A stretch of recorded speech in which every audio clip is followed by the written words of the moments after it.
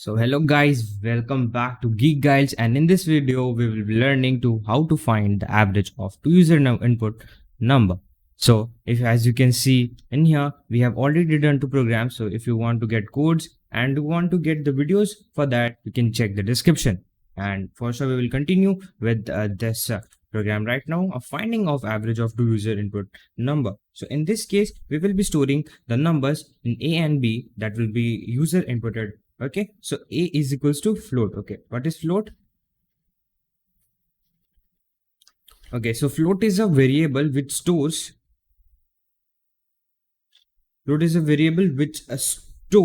decimal number. Okay, so if you want to input decimal number, if you want to store decimal number, that is the thing to use in a Python program. And then we will write input to take the input, and then we will write enter the first number.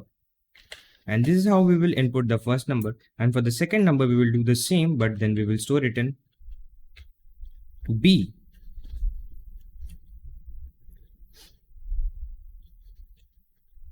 Enter, wait a minute, enter the, wait, I don't know why am I doing so.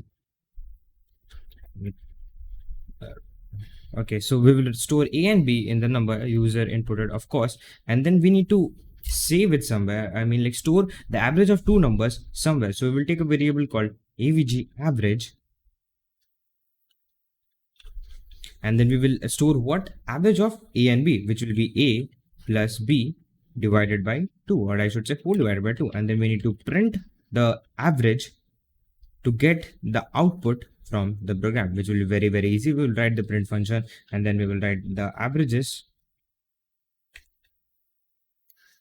The average is equals to, and then here is a catch. Listen, we need to write modulus in here dot 2f. Okay, what you will ask, what is this? So this is for storing the float value given by average in here with 2 decimal points. If you will write 1 in here, that will be 1 decimal point. For 2, that will be 2 decimal point. Okay, so basically in this tutorial we will be writing 2, and then we need to store input the avg value in the print function as well. So we will write modulus avg to store the average value of A and B in the print to store the average value in the print statement, or I should say to print the average value of A and B from print statement. So this is how you write the program, and then we will try to run the program. So let's see if it works or not. For example, as you can see, the program is asking enter the first number, so we will input the